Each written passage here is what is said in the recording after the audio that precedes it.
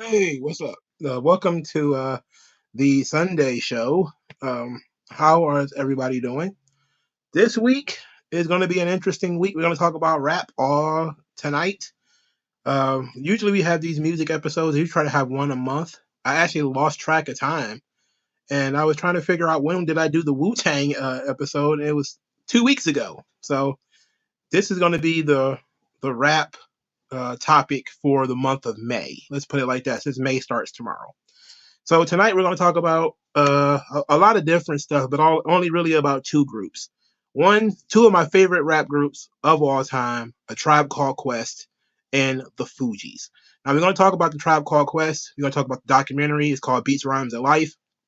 We're going to talk about that, and then later on we're going to talk about some of my favorite songs from A Tribe Called Quest. And then we're also going to talk about the FUGEES. We're going to talk about a lot of the legal troubles that's been going on with the FUGEES, specifically PRAS Michel now being found guilty of being like some kind of Chinese agent or something like that. That ought to be interesting. So be a little bit mixture of music and politics. And so it's going to be a little bit of a documentary review in the early episode. And then later it's going to be a little bit more of a music and politics as we talk about the legal troubles of the FUGEES. The FUGEES is also one of my favorite rap groups of all time, even though really I didn't really care for the first album, but the second one is an absolute classic. And of course, Tribe Called Quest has at least two classics in the biography. Well, in the track, what would you call it? Their discography. What was I thinking about? All right, so I don't expect a lot of engagement on this one, but it's still nice to be here and to talk about things and continue to expand our horizons here on the channel and talk about different things and not just be immersed in wrestling. So uh, I guess we can jump into the documentary. So several years ago, I think it might have been in 2006 or 2007, um, Michael Rappaport put together, Michael Rappaport, the actor, who he put together a documentary on A Tribe Called Quest, which is, I guess, apparently his favorite rap group. And it's called Beats, Rhymes, and Life. You can actually find it on YouTube, which is where I've been watching it. I saw this documentary several years ago and decided to talk about it after I watched the Wu-Tang of Mics and Men. I decided I'm just going to do different documentary series when it comes to hip hop. Next will probably be the Suge Knight American Nightmare documentary, which I have seen, and I find it to be incredible. So we're going to talk about that probably later in May or maybe next month. But this documentary was singularly focused on A Tribe Called Quest, and basically the ups and downs of the group. So I'm gonna try not to give you the entire documentary because I do want people to watch it. But what I want to do is, as usual, find something that is a story worth telling in this scenario. And if you watch the documentary, you can see that clearly the issue is between Q-Tip and Fife. And these were basically two guys who were friends. Again, you're friends when you're broke, but then as soon as money starts to be made, it becomes an issue. And of course, Fife would later pass away in 2016. We're going to talk a little bit about him dying too. We're also going to talk about Q-Tip's his incredible influence on hip hop, as a lot of people don't know that Q-Tip is actually one of the people who found Jay Dilla and brought him to national prominence. But this documentary was excellent. So let's get into it a little bit. So how did they meet? Well, for starters, Tribe Called Quest was a four-member group. It was Phife Dawg, who was one of the MCs, Q-Tip, who was the main producer and one of the MCs, Ali Shaheed, which is also one of the producers, and he did not rap, but I think he may have rapped a little bit on some of the tracks. And Jarobi White, who was also one of the MCs, but he actually left the group fairly early and really only returns for reunions. So these four gentlemen, Q-Tip and Phife, knew each other from childhood. They actually went to like basic elementary school together. And they actually met at church. They were both Seventh-day Adventists, which is, I have no earthly idea what that is. Like, there's a lot of subsections of Christianity I don't really understand. But they both learned hip hop from the block parties, as they would go to the block parties in Queens, I believe it was at the time. And he is actually the one who pushed Q-Tip into rapping. Q-Tip was more into the DJ type of side of things, but Fife was the rapper. But then he kind of pushed Q-Tip into rapping. They were inspired by guys that they saw in the neighborhood: Run DMC, LL Cool J. So I was right, they are from Queens. Jarobi was friends with Fife. They actually met in the park and had been beatboxing, and Jarobi didn't meet Q-Tip until they were in high school. Ali Shaheed, the one of the producers, he met Q-Tip in high school as well. And I think it was Jarobi White, or was it? It was somebody that they went to high school with. I think it might have been one of the Jungle Brothers, actually. Their uncle was Red Alert. So when they actually started putting together, who was a very famous MC in DJ in New York. So when they actually started putting music together, they would, use the Jungle Brothers connection to get Red Alert to play their records on the radio. So the name Tribe comes from a demographic demo tape that they did that was called Tribe, and they were already known as Quest. So they basically they were called Quest already, and they did a song called Tribe, and then they just basically put it together in a Tribe Called Quest. So what ends up happening is, over time, of course, they become a little bit more successful. Q-Tip was a guy who really liked the record shop. He liked the old vinyl records, the sampling and stuff like this. He talks about the connection he had with music in terms of his father. And when his dad died, he basically left him this record this record stack. And he basically saw it as him reconnecting with his father through these records. And that actually pushed him to go out and buy more records. And from there, he starts building sort of a catalog in terms of how he produces albums. He's listening to different types of albums too. He's not sampling a lot of the funk records, which is actually happening at the time in the early 90s in terms of the West Coast, where they're doing a lot of Zap, a lot of what was that group that Frankie Bellerilli and Maze and stuff like that. They're kind of sampling a lot of that stuff, the Dramatics, Motown on the West Coast. Q-Tip is sampling like old jazz records. Like, he's sampling like really much older music. And so it gives the Tribe a different sound. And Fife is, admittedly, from his own mouth, he wasn't really all that interested anymore. By the time, Q-Tip was serious, Fife was kind of like, I'll go along, but he wasn't really down. He wasn't like in it like he should have been. As he says in the documentary, he was busy being a knucklehead. And it was interesting because he says that he introduced Q-Tip to the game, basically introduced him to hip hop and all that kind of stuff. But it was Q-Tip that introduced him to the money, because Q-Tip was the business guy. He was the guy who wanted to be in the studio all the time, wanted to be recording all the time, and he would have to basically drag Fife to the studio in order to record, because Fife wasn't all that interested in being in a group and actually being involved in the process. So over time, of course, Tribe Called Quest, their reputation grows. They started dressing weird, because that's how they dressed anyway.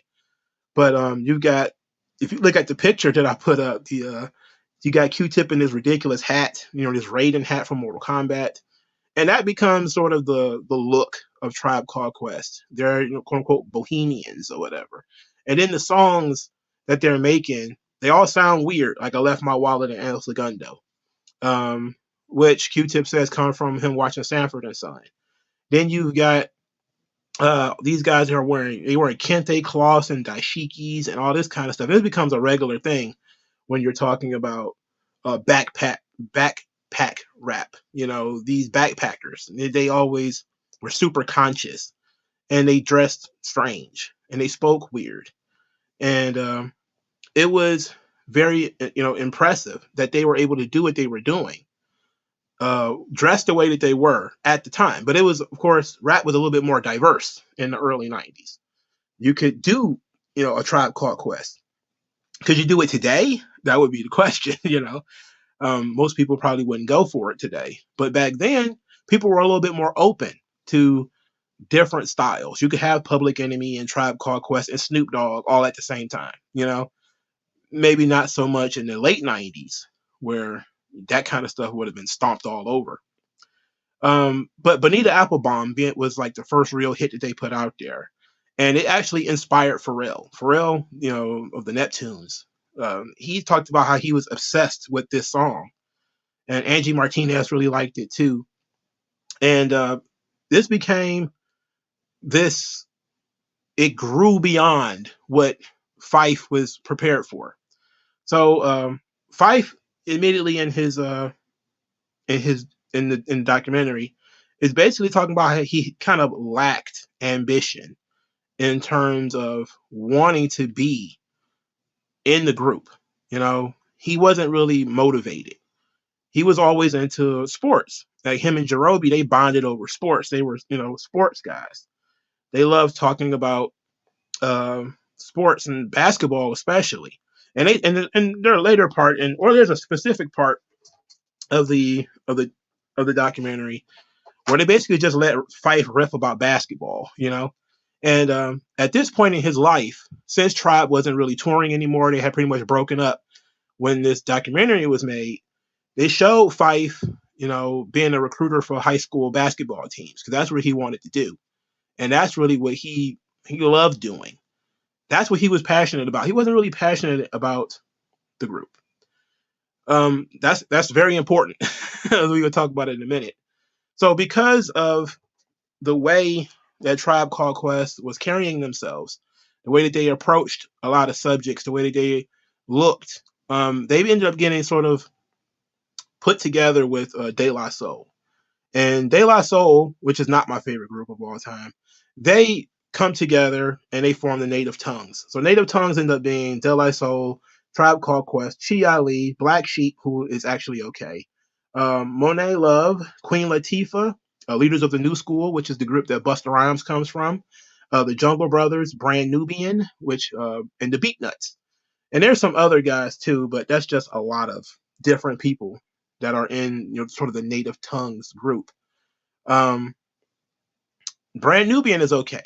Grand Poobah and the guy who does all the Vlad TV, and I keep forgetting what his name is. It's right on the tip of my tongue too, but Grand Poobah ends up being the guy that ends up kind of being successful from Grand Nubian.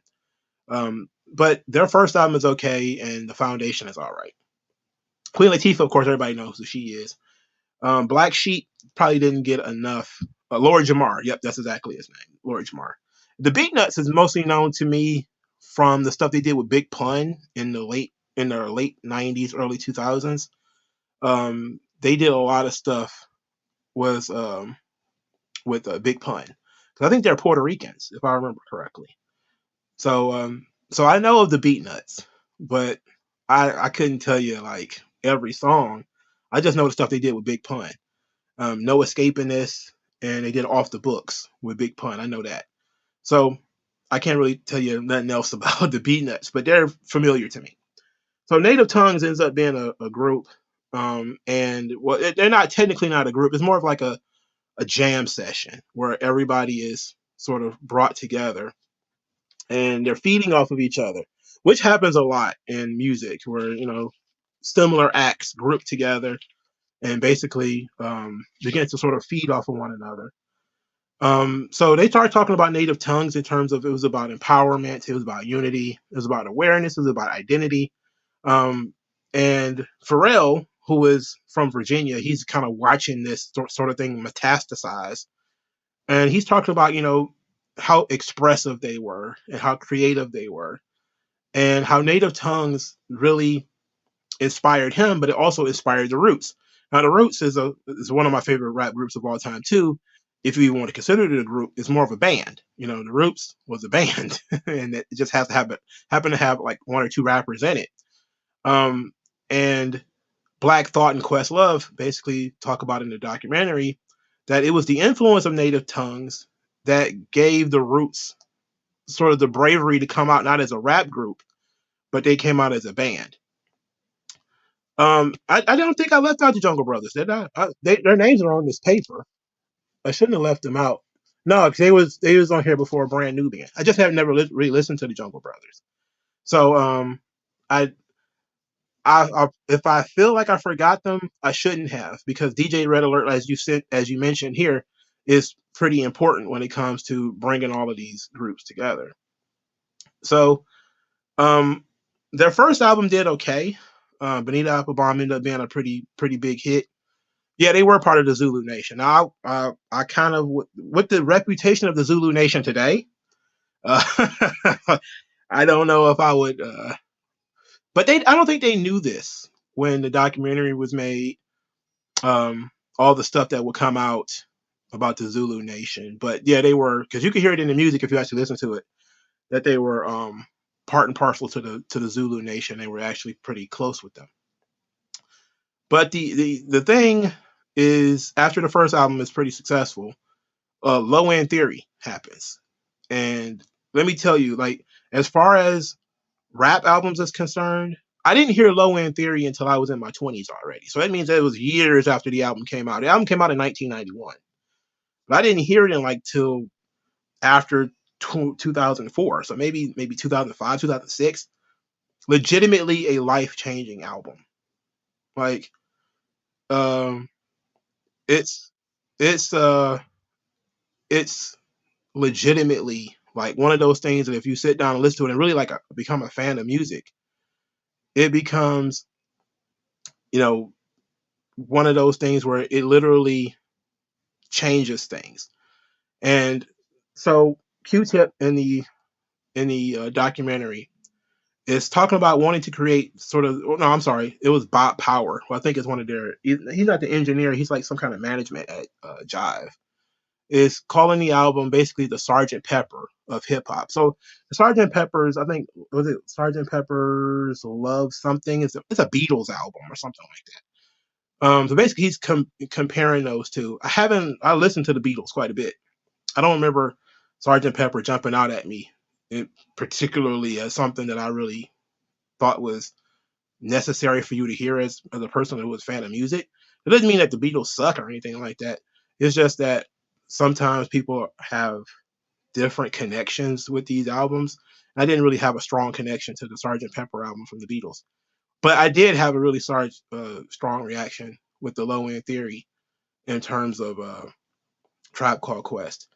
So Barry Weiss, who is a very important figure, especially when you talk about Jive Records and his influence on hip hop. We could talk about Barry Weiss a little bit in a minute, but he was talking about his concern with the artistic integrity of this album, and he felt like the album is too commercial, which is ridiculous, But this album, of course, exploded on the scene, and you have more people who are now starting to branch out and find Tribe, and Common, who is like one of the rappers, is in here talking about this album introduced him to jazz. And if you ever listen to Common's albums, it's a pretty important piece to his musical success. And he called them, quote, the fathers of a new brand of music. I don't know if I would go that far, but it was pretty phenomenal when it dropped. When you have songs like Bugging Out and Check the Rhyme, and it's completely different than than what you would be experiencing before and after. Like, it's so It's so different from like NWA and Ice-T and and Snoop Dogg, which would come out I think in '92. I think it was Snoop Dogg came out, or the Chronic, and it's so different from that. It's completely in the other direction. Like I said, the West Coast is sampling a lot of funk records, you know, and they're sampling a lot of jazz records. So it's completely two different styles of music, and it's all being played pretty much at the same time. Like I remember being a kid and hearing A Tribe Called Quest. So I didn't really know what it was, but I remember hearing it when I was a kid. I remember seeing the Bonita Applebum video. I was 7 at the time, so it's a little bit different. But again, it just goes to show, and the Low End Theory is a highly heralded rap album in terms of pretty much anybody who's heard it loves it. The problem is that as the commercial rap scene becomes a little bit more vulgar, and it leans more towards what rap would be in the late '90s and in the early 2000s, fewer and fewer people actually look into stuff like Low End Theory and Tribe Called Quest because they're still considered weirdos. And then when it comes to quote unquote weirdo rap music, you got Outkast. So then this was before Outkast, of course. But so before the Dungeon Family and all that stuff kind of comes on the scene and picks up where Tribe Called Quest, dropped the ball, and they carried it and took it to the next level. I look at them as kindred spirits. I look at Tribe Called Quest walked so that Outkast can run. Nice and Smooth was actually pretty good. I like Nice and Smooth. Guru with the Jazzmatazz. People have said mean things about the Jazzmatazz albums. I don't have nothing negative to say about the Jazzmatazz albums. They were experimental. I think he was getting better at it the more he did it. So that was one of those. That's one of those things that I felt was like, But everybody likes Gangstar, so everybody was a big fan of Gangstar. I like Gangstar too. But Guru makes me sad because I don't like talking about Guru. It's very sad, not only because he died, but because of all the situation that's around him dying, and then all the stuff that happened afterwards. But then all the accusations that came out about him afterwards, it's all very ugly, and I feel like it actually distracts from his legacy quite a bit. But it was very different when you got Tribe Called Quest. It's very different from the other stuff that's on the radio. So them being successful at the time is, opening up a brand new lane for rappers who don't want to be gangster rappers, but want to kind of be these sort of candles and incense kind of guys. It's different. What's my favorite Tribe album? I think we're talking about it. Low End Theory. I don't see how it's hard for me to say that I have a favorite Tribe album that's not Low End Theory. Midnight Marauders is pretty good though. It's pretty damn good. So, well, I don't know. You said the white media called De La Soul weirdos. I think that if we looked at maybe. I think you could say that. But when you look at how people treated them, like, for instance, the Tupac scenario, which was not addressed at all in this documentary, where, Tupac went and snatched the microphone from Q-Tip and all this kind of stuff, they weren't treated like street dudes, which they were. Most of them were. They were kind of sort of prep. And Tupac wasn't some super tough guy either, but it was sort of the general idea was that there were the tough gangster rappers, and then there were these guys, the candles and incense kinds of guys. When in reality, a lot of this stuff should have been reversed, because in order to be in the hood and dress the way that these guys were dressing and to talk the way that they talked and to believe the things that they believed, you had better, have some backbone.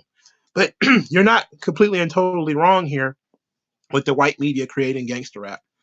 But at the same time, it was kind of created and forced upon the white media. they just sort of embraced it and took it to the next level. Well, yeah, Gangstar was like a legitimate street group, though. You know, Guru deciding to sort of branch out into the jazz stuff was a little bit later in his career.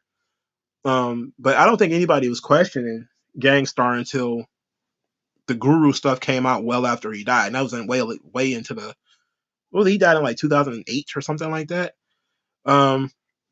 So it was years later. Like nobody really had a problem with Gangstar. That was, they just kind of fit in with the New York sound of the time. But to get back into the documentary, this is where Phife Dawg kind of finds his voice as an MC on Low End Theory. And he basically starts stealing these records in terms of just coming in and dropping absolute bombs on these records. Like his verse on Bugging Out is fantastic. His is tremendous, So at this point, they start having some internal troubles. Jarobi White leaves the group. Q-Tip said that he was sort of the spirit of Tribe Called Quest. Jarobi left the group because he says that he started becoming uncomfortable with the amount of rules that was being placed upon them. Basically, Q-Tip was being a bit of a control freak. And he started saying he came from a strict family, and he was not interested in having a sort of paternal relationship with people he was in a rap group with. And even though he said a little bit later on that he wasn't mature enough for it, but him leaving the group was kind of tough for Phife because that was his homeboy, and he felt like he really couldn't do Tribe Called Quest without Jarobi being there. And so this is kind of the beginning of the chink in the armor. And if you can tell, usually when groups get successful, that's when stuff starts to happen. So now Tribe Called Quest is really successful and it's falling apart. Jarobi doesn't want to deal with the group anymore. He's best friends with Phife. He leaves the group. Phife, who is already barely in the group, starts to sort of kind of waver a little bit more. And so more situations start to happen from there. Midnight Marauders comes out 2 years later, 1993. AJ3 said, "Do you tip the guy who spit the bar industry rule number 4080?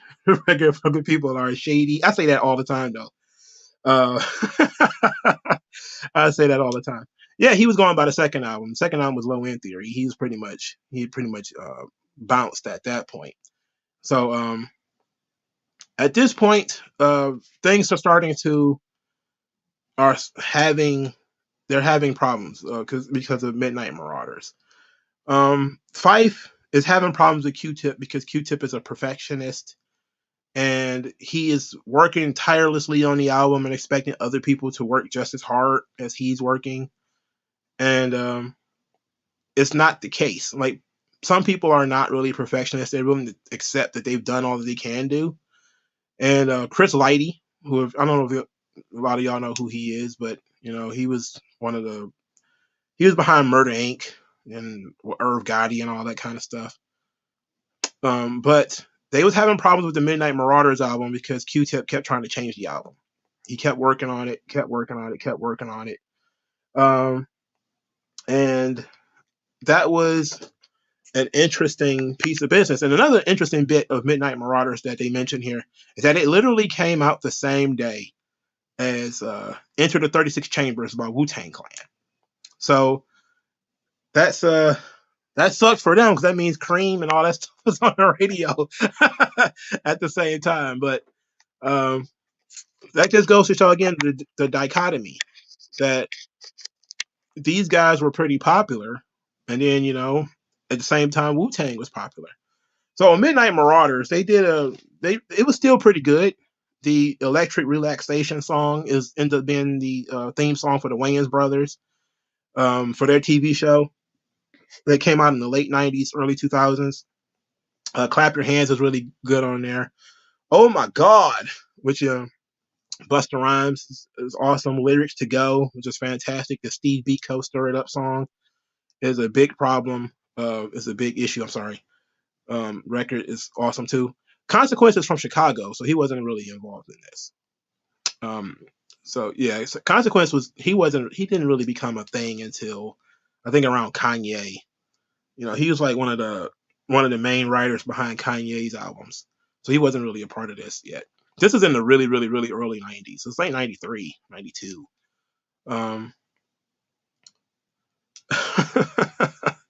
Yeah, drugs was, a big thing, sure. It wasn't mentioned a lot in this documentary, but you could tell that drugs was a thing. But it became an issue with Q-Tip because he wants to keep changing the album around or whatever, and basically they had to take the album from him in order to release it. They basically had to take it out of his hands. So at this point, Phife Dawg is like, okay, Jerobe's gone, and Q-Tip is kind of off the rails. He thinks that Tribe Called Quest is done. He moves to Atlanta. He leaves. At this point, they're not done because they still have albums on their record label deal that they have to. Consequences from Queens? I thought he was from Chicago. Who am I thinking of then? If it's not Consequence, I'm thinking of somebody else who's from Chicago. Who is it? It's Rhyme Fest. That's what I was thinking of. Okay, never mind. Yeah, thank you for correcting me, AJ3. But yeah, Midnight Marauders is really good. It's really good. It doesn't get the credit that Low End Theory got, but it's really good. So again, Phife thinks that the group is over. He leaves, moves to Atlanta, and it starts creating new problems because now they're not together in recording the album. And Phife is like, okay, look, the chemistry of the group is pretty much dead. Phife and Q-Tip start having their issues. Jerobe's not there anymore to sort of play referee. So things start to sort of fall apart. It did that too. Start to fall apart because Q-Tip wants everybody to be together and to be solidified under what he's trying to do and his focus in terms of how he's going to create the album. And Phife was not interested in being, under Q-Tip. And this is where we get into the real schism of everything. Because Phife now starts to believe that Q-Tip is taking over the group.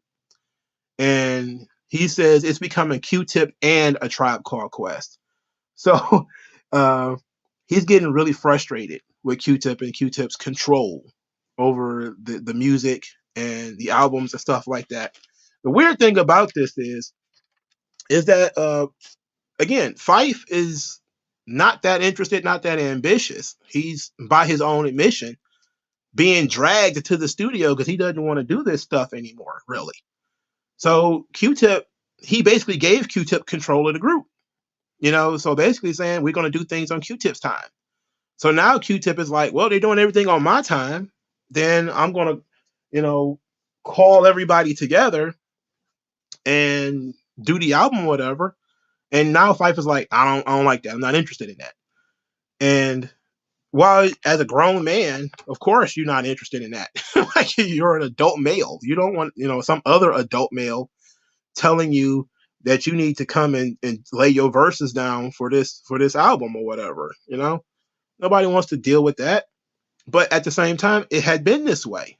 It's been this way for a while. And it was, if not directly agreed upon, it was understood that Q-Tip was sort of the captain of the ship at this point. And I think it also came that a lot of people were giving Q-Tip a lot of the credit for the success of Tribe Called Quest. This becomes a thing that is an issue with Q-Tip and like Jay Dilla a little bit later, as Q-Tip tries to dissolve a lot of his success as he sees that it caused problems with Tribe. So later on, when he created like the or the Soulquarians and stuff like that, he was involved with all that stuff. He tried to dissolve everybody's contributions into the group name. So Q-Tip is talking a lot about how Phife is paranoid and all this stuff. how he tries to give everybody credit. So it becomes, produced by A Tribe Called Quest. Even if he did the production, it would be A Tribe Called Quest. That's like he would later on say the but it would really be like Jay Dilla or somebody else that was in the group. And this becomes a problem, because Q-Tip later on in life will start taking credit for pretty much everything. But at the time, people thought that he wasn't giving people enough credit, which is, weird. So then things are very tough for Beats, Rhymes of Life, which is still a decent album. It's not as great as Midnight Marauders, but it ain't trash either. Stressed Out is a really good record on there. I like Beats, Rhymes of Life. It's not bad. At this point, Barry Weiss is starting to have some issues with Tribe albums. He's starting to complain. There's different producers on the album. It's not just Q-Tip anymore. He's starting to bring Jay Dilla on there. There's different MCs. So AJ3 was correct. I had to look through my notes, but yes, Consequence is one of the voices on Beats, Rhymes, and Life. And Barry Weiss, who is the boss, the CEO of Jive, he's like, why are these extra people hanging around? Like, who are these folks? Who is this Jay Dilla? Who is this Consequence? Who the hell are these people? And, what are they doing on our Tribe albums? But it's Q-Tip's way of trying to fill in the void of people who had left the group and, take some of the work off of himself. And again, he was trying to really push Jay Dilla upon the world at this point. So it takes several years. I think what year did Beats, Rhymes, and Life come out? Was it 95 maybe? So 1998, The Love Movement comes out. And this is the last Tribe Called Quest album until their 2016 release. And everybody knew it was pretty much done at this point. Fife says that we were not really loving each other or the album. And it is a pretty weak album in terms of chemistry, cohesion, et cetera, et cetera. So that's from a music perspective, things start to really go downhill for Tribe right there. As in 1998, Tribe also just quit their record deal with Jive. They had one more record left on their contract, but they just basically walked away from it. At this point, Q-Tip was frustrated with Barry Weiss because, of course, Barry Weiss is questioning why all of these extra people are on these albums, and Q-Tip is like, leave me alone, let me do what I'm doing. So they're having, in 1986, okay. So they start having all of these issues. And so in 98, they're like, look, we're out of here. Jerobi says that Q-Tip basically took it upon himself to dissolve the group, that, that it was pretty much Q-Tip's group, and Q-Tip said it was over. So it was over, essentially. Ali went off and did his own thing. He ended up being an integral part of Lucy Pearl, and doing some other records too. He didn't just like do Lucy Pearl and that was it. But that's what was going on at this time. Is they were trying to make Lucy Pearl a thing. So Lucy Pearl was a sort of R&B group with Raphael Sadiq, Ali Shaheed, and it was like a female singer. She was from some group. One of y'all might know, and y'all can help me. But it was a difficult time. Lucy Pearl didn't really catch on the way he wanted it to. So they started talking about how they were upset by the breaking up of Tribe, that they did it for 11 years. They were A Tribe Called Quest, and now it was just like all over. Ali 3 produced Nas. What Nas records did he produce? Because Large Professor is very important in the Queen's music chronology. Large Professor is very important. Yes. MC Search too. Yes, absolutely. So even though Tribe is done, Q-Tip continues to go on and do his own thing. Of course, he ends up doing Amplified and the Renaissance. And the Renaissance is absolutely fantastic. It's fantastic. The Renaissance is amazing. The Amplified is good, but the Renaissance is amazing. So at this point, we get more into the sort of the personal. So Fife Dog and his wife are going to therapy, or his wife wants. Well, Fife is having medical problems. He's diabetic, and they talked about that in his biography and how he wasn't really strict when it comes to his diabetes, and that he was quite careless in how he managed his diabetes. And so when they had the tour in 2018, Dawn Robinson, okay, that's her name. So in 2008, they had a reunion tour for Tribe Called Quest, and it's happened because Five Dog had run out of money, essentially. So at this point, Q-Tip is enjoying a career resurgence, because I think this was around the time that the Renaissance was coming out, and they decided to do Rock the Bells, and they talked Q-Tip into coming back. They talked Fife and Jerobi and all of them. They tried pretty much everybody into coming back to do this really big reunion tour. And this is a difficult time because Fife, at this point, his health is starting to fail a little bit. Physically, he can't do what he used to be able to do. He wasn't as energetic. And he started to feel disrespected by Q-Tip. So now they're beefing. Like, it went from these two guys didn't really like each other, so they went their own ways, to now they're actively fighting backstage, and there's like video of them shoving each other and stuff like this. And Q-Tip basically tells him, like, I'm out here for you.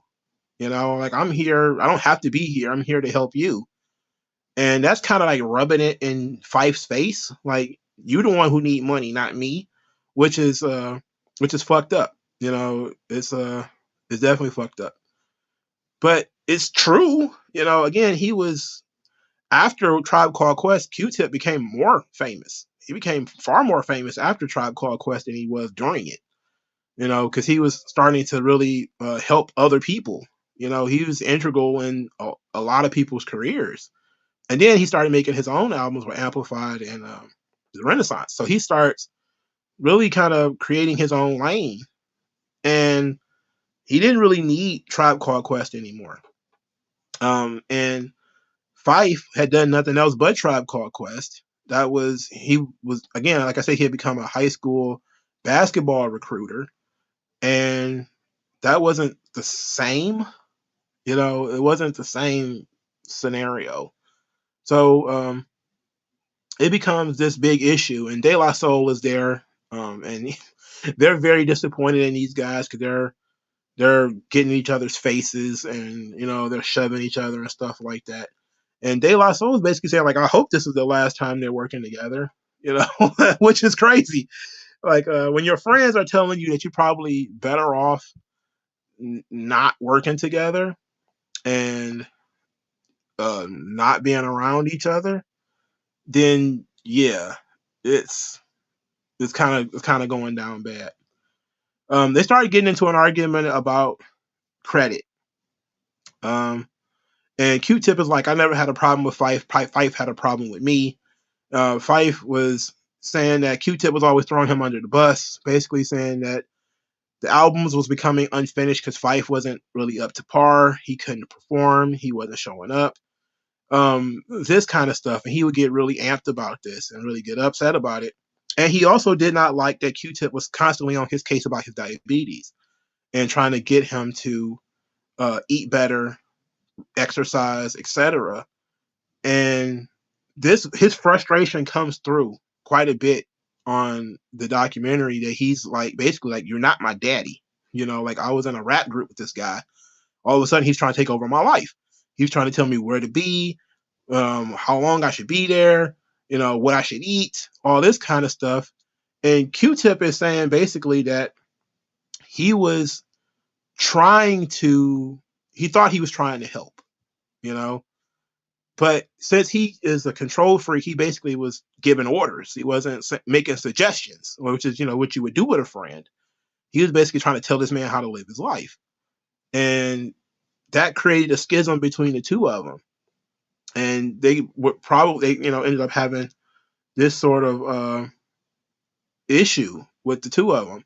So later on, during the Renaissance, okay, of course, at this point, Q-Tip's career is on the next level because the Renaissance ends up being a very successful album creatively. I don't know about financially, but the Renaissance ends up being a very huge creative success for Q-Tip. And he starts going on interviews saying how Tribe Called Quest, ran its course. And in doing tours, he would perform Tribe Called Quest songs without Fife. So basically, he would, do these songs and not bring Fife on tour. And he would basically say like he had no qualms about it, he had no problems with this. And the documentary sort of goes into Fife and how his wife gave him a kidney because he needed a kidney transplant. He would end up dying from kidney issues in 2016. But this was in, I think, 2008, 2009 when this documentary was made. And there was an attempt from Q-Tip to sort of bridge the gap at the time that when he heard that Fife needed a kidney, he reached out to him. I think they said it was via text message or something like that. And Fife was legitimately touched that they had gotten into it and they were constantly getting into it.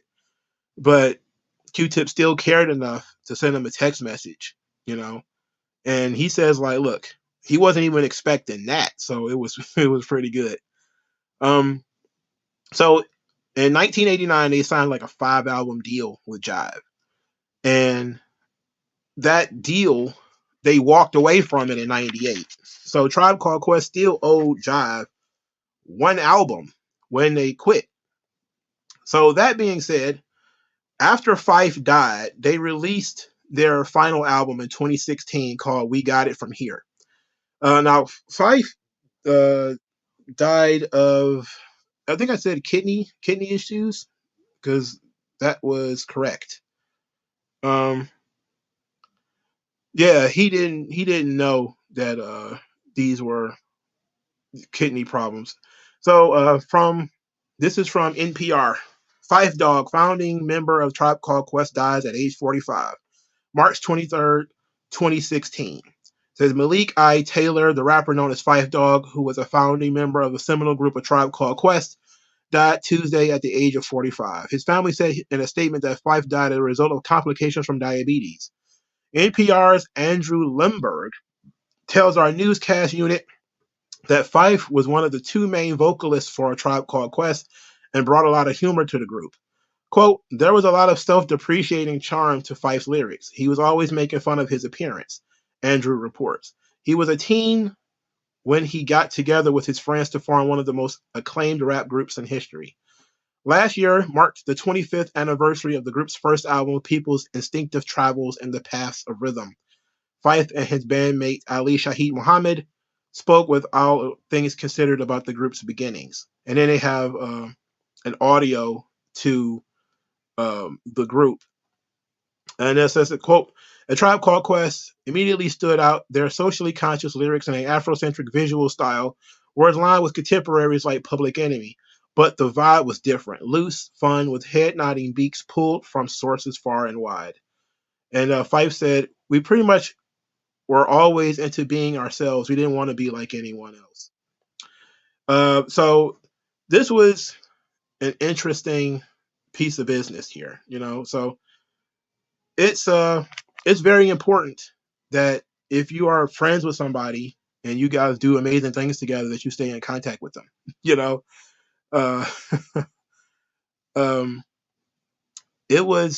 it's sad. It's incredibly sad. The 2016 album is actually quite good though. It was basically a victory lap for Q-Tip. It has some unreleased Fife verses on here, which is what a lot of people do in terms of their posthumous albums. They remix a lot of the old verses and stuff like that. So as far as the album is concerned, I loved it. I thought it was really good. We the People was excellent. Solid Wall of Sound was excellent. This Generation, Melatonin. There was just so many records on here that was actually pretty good. You definitely would have wanted. Jerobi was also back for this album too, so he actually, returned to the group temporarily to do this album. So this was excellent.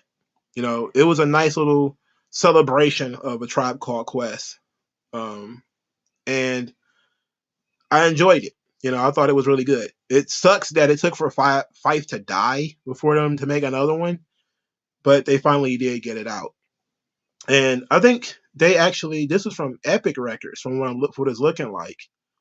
So what album did they complete their deal with Jive?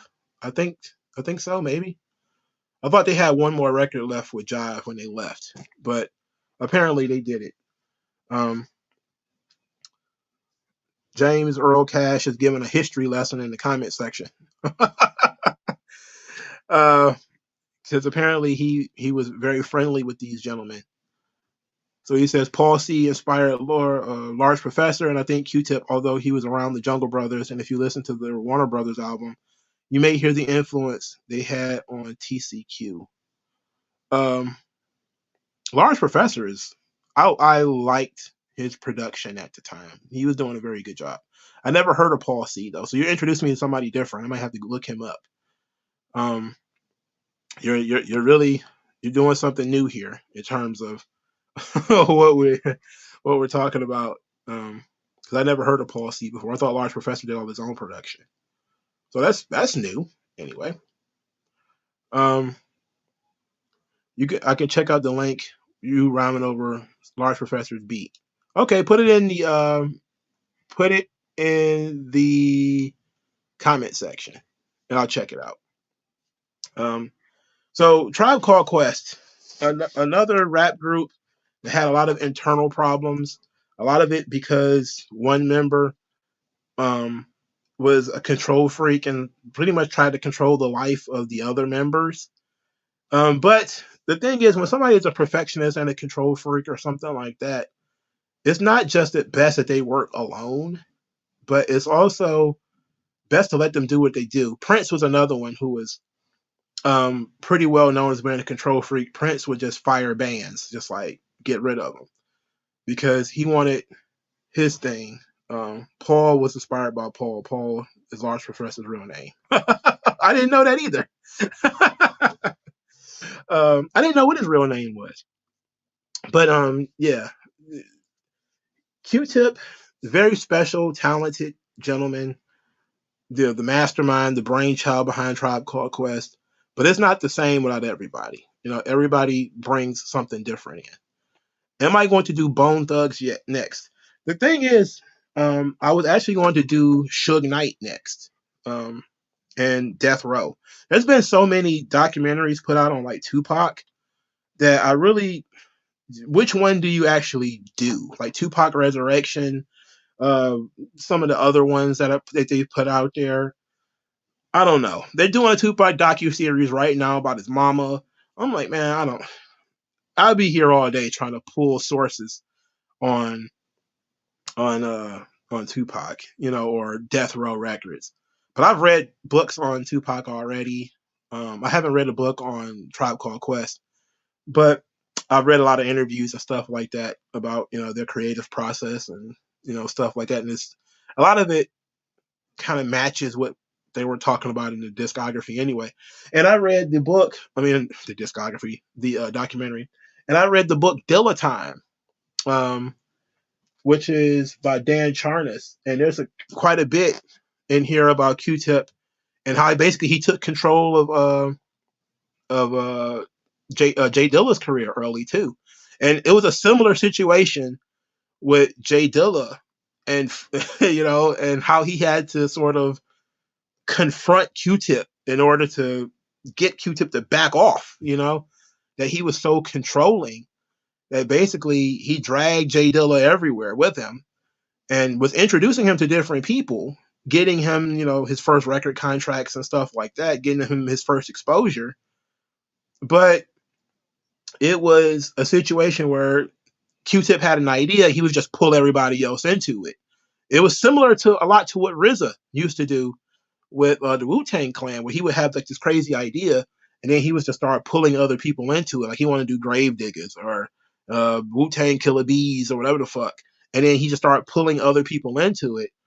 It was similar with Q-Tip, where he would have these weird ideas, and he would find somebody who was somewhat passionate about music or somebody he felt had talent, and he would make them one of his satellites. And that's what he did to Jay Dilla. He basically turned him into a satellite. And and Dilla was, at least in a certain part, I think like the later 90s, he was trying to get out from up under and get away from Q-Tip. Like he would get to a point where he wouldn't even answer the phone for him anymore. Like it was wild reading that. But when you actually know a little bit about Q-Tip's personality, it makes perfect sense.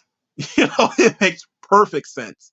Like when they started doing the and Jay Dilla wasn't a name that everybody knew. So the could be anybody. And that was Q-Tip's idea, that, the is just us. It means brotherhood. It means it could be you, it could be me, it could be anybody. But Jay Dilla wasn't a name. So he was like, I need to have my own name. I need to establish my own name. And Q-Tip was like, oh, no. It's good. We're good like this. And it took for him to basically confront Q-Tip, to basically say, look, I need to establish myself, especially as other people started to sort of take bits and pieces of Dilla's style, which is, a lot of it is inspired by Q-Tip. But as more people start to do what Q-Tip was doing and what Jay Dilla was doing, they wanted to, Q-Tip and Jay Dilla both wanted to establish themselves a little bit more. So it was very interesting, like reading that, because I was like, man, that sounds a lot like the Q-Tip and the like. You can tell that Q-Tip does have a bit of an ego, a little bit, but everybody does. When you're good at something, you are very confident in what the hell you can do. And Q-Tip has every right to be confident in what he could do. The thing is, he probably just didn't know how he was making other people feel. When he's so confident in what he can do that he feels like he can take over the scene. And even other people who are pretty good was kind of like, this Q-Tip thing, man, it's kind of intense.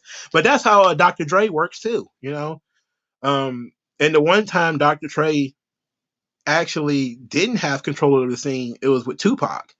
And we saw that, and that didn't work out, okay? Because Dre works a certain way, Tupac works a certain way, and that thing wasn't working. Their work ethics didn't match. And so you started seeing Tupac go after Dr. Dre quite a bit on records and stuff like that, well, in interviews rather, because he felt like Dre's work ethic wasn't the same as his, but Dre's doing something completely different. So it's a little bit of a schism there. And DJ Quick talked about that too when he was the engineer for some Tupac albums, how Tupac's work ethic, he would work dudes to death. And that's why Dr. Dre wasn't really that interested in doing anything. And that actually was one of the reasons why, if you probably see all these shorts of Snoop Dogg talking about Tupac and how they didn't get along and all that stuff, part of it is because Snoop Dogg was cool with the East Coast rappers like Biggie and Nas and stuff like that. But part of it is also that Snoop didn't like how Tupac treated Dr. Dre, and because Tupac was a workaholic. He had wrote all these lyrics in prison and stuff like this, so he had like tons of verses to write. But the producer is producing, on demand. He can't keep up, so it became an issue. But luckily, Daz was there. So Daz filled in quite a bit. Daz did a lot of the production that Dr. Dre gets credit for, by the way. No, I'm sorry to break it to people, but it happened.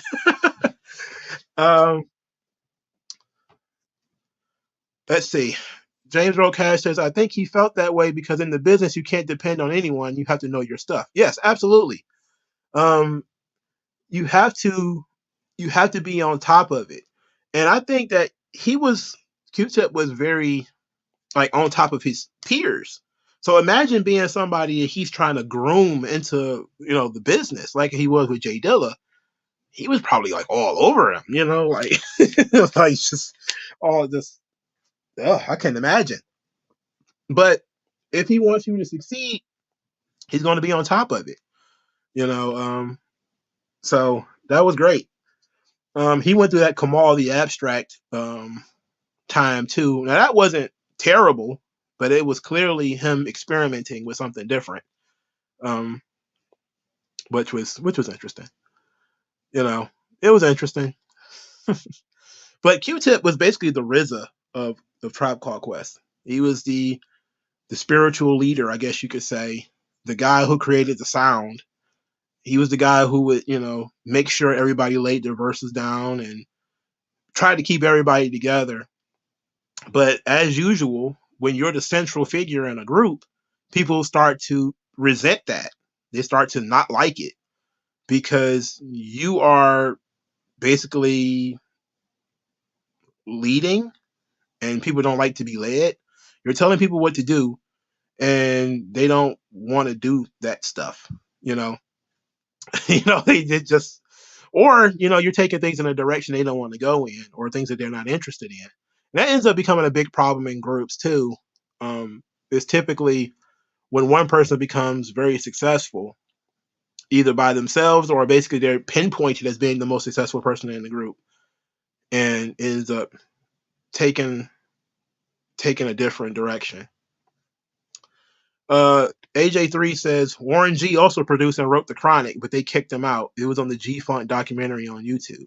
I'm gonna check that out because I never heard about that. I know that Dr. Dre had a lot of ghost producers, DJ Quick, Scott Storch, quite a few people, Daz, quite a few people did stuff that Dre got credit for, and it usually didn't come out until much years later that they actually done it.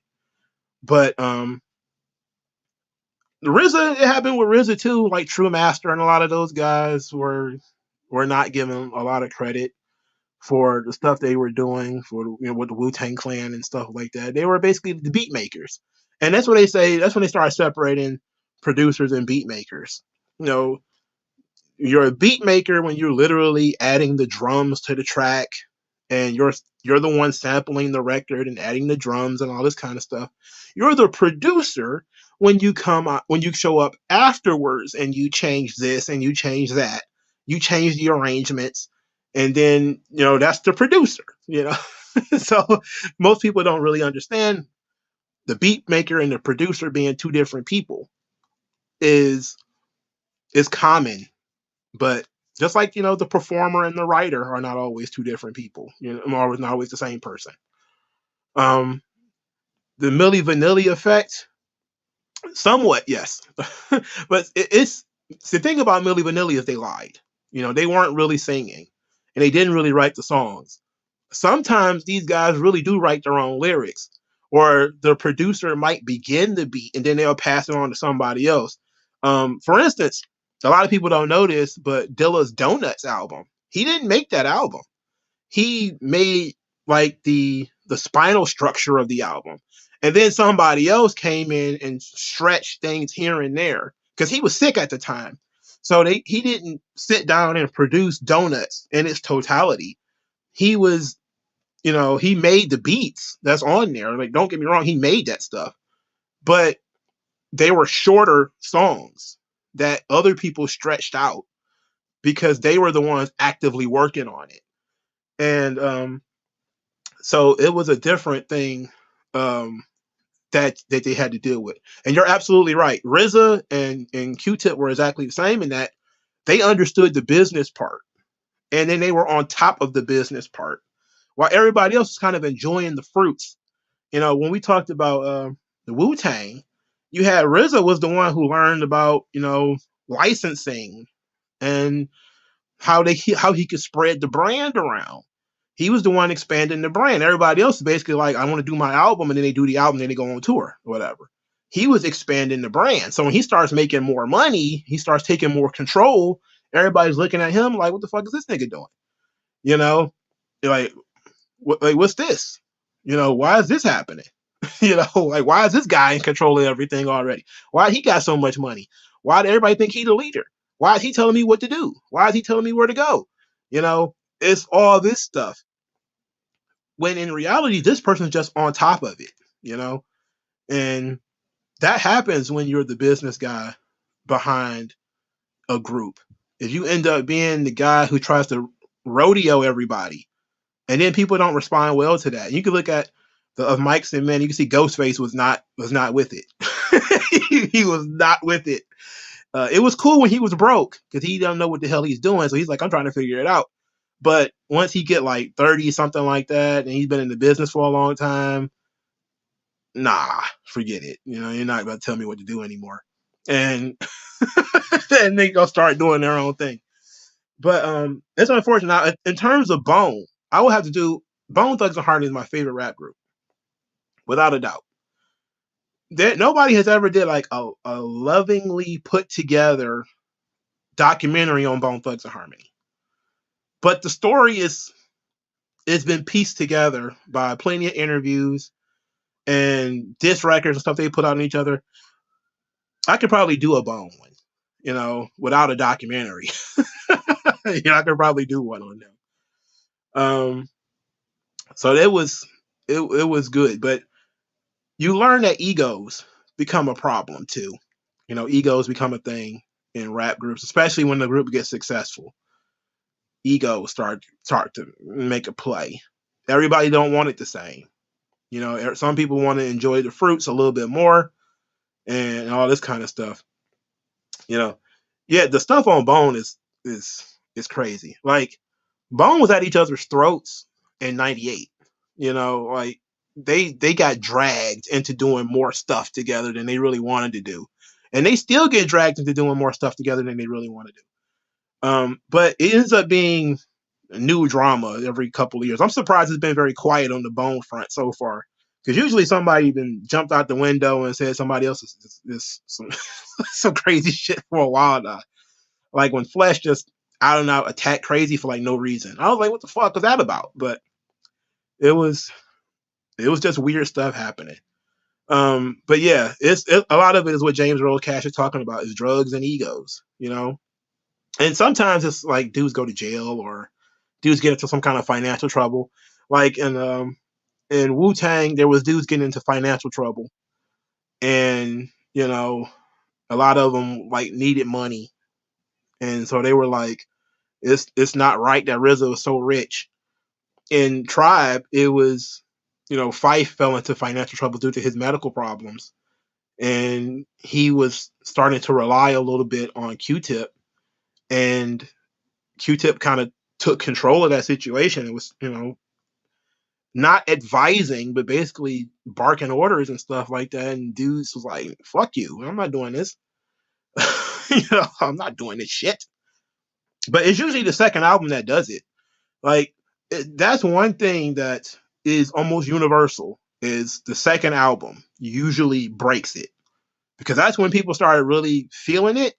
And that's when people are becoming a really big fan of the group. It's happened with Bone too. Bone's second album came out. Before the third album came out, everybody was kind of like, wait a minute. And again, these albums were 3 years apart. You know, like Wu-Tang came out in '93, and Wu-Tang Forever came out in '96, '97. In that time frame, they basically fell apart, you know, and it took for them to really scratch and claw to bring everybody back together. And with Tribe Called Quest, it was the second album. You know, right after the second album, Jerobi left, and then it became, you know, internal issues after that. I don't know what it is about that second album, but the second album for a group is treacherous. It's treacherous. I think Outkast was pretty strong after their second album, but and UGK, because there's only two guys. But Outkast is only two people. UGK is only two people, so it's usually a little bit easier for them to work. But when you talk about a 4-member group, a 5-member group, a 9-member group, oh, get the hell out of here. It's impossible, because people have personal things that they got going on. In terms of Bone, you know, Busy had a baby at 14, so he needed money a lot more than a lot of the other members of the group did. You know, so it was a difficult scenario. The Hot Boys, they broke up after their second album. 4-member group. Technically 6, because I guess you could count the big timers as members of the Hot Boys. Can you? Should you? Probably not, right? But Manny Fresh is just as important to the Hot Boys as Juvenile is, if we're being honest. He's more important than Turk, that's for sure. You ain't gonna have a Hot Boys album without Manny Fresh, can you? So I don't know. It's a conversation to be had, I guess. But 4-member, 5-member groups, it's tough, you know, because everybody brings something different to the table. But then circumstances change. People's lives start to change. You know, ODB dying was tough for the Wu-Tang. It was pretty much it was that's a tough one to get over. Somebody dying is really tough, you know. And usually you want your groups to get back together and become friendly before people start to die, you know. So it's tough. The big timers plus the hot boys equals Cash Money Millionaires. Well, yeah, but can you really have you can have a big timers album. You can't have a big timers album without the hot boys. It doesn't sound right, but I guess technically you could. You probably wouldn't because Manny Fresh probably don't want to work with BB no more. But can you really have a Hot Boys album without Manny Fresh? That's kind of my thing. Can somebody else take the Hot Boys and do what Manny Fresh did with them? I don't think so. I think he's just such an integral part to the group that he might as well be a member of the fucking group. Now, I don't count Baby. I'm talking Manny Fresh, okay, especially. Because Manny Fresh actually wrote some of the songs, too. He wrote some of the hooks. Like the Juvenile, what was that? The Power Ranger song he did for Juvenile. They did the Power Ranger sample. That was a Manny Fresh idea. But they're so integral in that group. I don't know if you could do a Hot Boys without Manny Fresh. I just don't see it. I don't think. Why would they even try it? There's a lot of producers out there who probably would like to try it though. I don't see why you would want to though. No, you was good, man. There's going to be some people who are definitely very interested in a lot of your historical takes from you actually being there and talking to those guys. WG Phil says the second album is usually the high, and then the touring and preparing for the third album when things go to shit, especially when there's large gaps between the album. Yeah, if you're successful the first time and then you double down and you become more successful the second time, now you're going on tour. Now you're talking about money because who's going to get paid for this tour? How much? If some people are going to get paid more than others, or if it's going to be a bone situation where a lot of these dudes are being paid, but somebody needs money more than somebody else. So now it's a different situation. They have different financial situations. And you talked about it in the Wu-Tang thing too. Dudes started having a lot of babies after that second album, or after the first album rather. Dudes started, and then they had the individual albums, and those things were successful. Dudes started having a lot of babies. And now financial situations change. Dudes are taking care of different families, and stuff like that. It becomes stressful, very different for a solo artist, because a solo artist has to figure out a way to make it work on their own. But when it's a group, ego, family changes, touring, scheduling, stuff like that, it's horrible, and that's usually it. And rap groups tend to not move like bands. Like rock bands, they typically are together when they do a lot of stuff. Rap groups, what you'll see is dudes start to move around. They were all together when they were working together. Then it becomes, oh, so-and-so would come around. He would come late, and then he'd lay his verse down, and then he'd leave, or something like that. And you'd be like, oh, no, he's not there with the group. He's not hanging out with the boys anymore. He's doing other stuff. And then the chemistry starts to break apart. And you can, as a fan, you can hear the chemistry fall apart on some of these albums. And you can, there's Bone albums where you could tell they weren't even in the same, not only were they not in the same studio, you could tell those dudes probably weren't even around each other for weeks at a time. Like some of the verses sound so detached from the content of the record that you could hear that certain people were in the room and then other people were not, and you can just tell. And it becomes obvious, and it gets that way when dudes are far away from each other for so long. And you usually see it, and with Outkast, you saw it with Speaker Box, The Love Below, where you could tell they weren't on the same page anymore. That they were going in different directions. And I think The Art of War by Bone Thugs and Harmony was another one where you felt like they were going in different directions. And that's when you start seeing like the solo records and stuff like that. And you're like, why are they doing solo songs? This is like the third album. Technically I think it's the fourth, but it's they're doing solo records already. And you're like, okay. And you start doing songs that don't have certain members on it already. You're like, okay. And you start having all the features so that you can fill in the blanks. Okay. And the fans, and then they start having spinoffs. That's another big thing. Tribe didn't have a lot of spinoffs. They had some, the native tongue stuff. They had some spinoffs. It wasn't a lot though. But Wu-Tang, tons of spinoffs. Bone, a bunch of spinoffs. Outkast didn't have a bunch of spinoffs either. And by spinoffs, I mean side groups. The other people doing other things. And not, because that usually takes away from the group too, is when you start doing other stuff. Like when Bone started doing Mo Thugs, like they started doing other shit.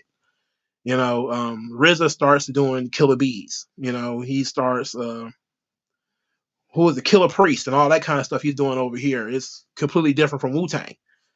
And it's different, and that usually breaks the cohesion of the group too.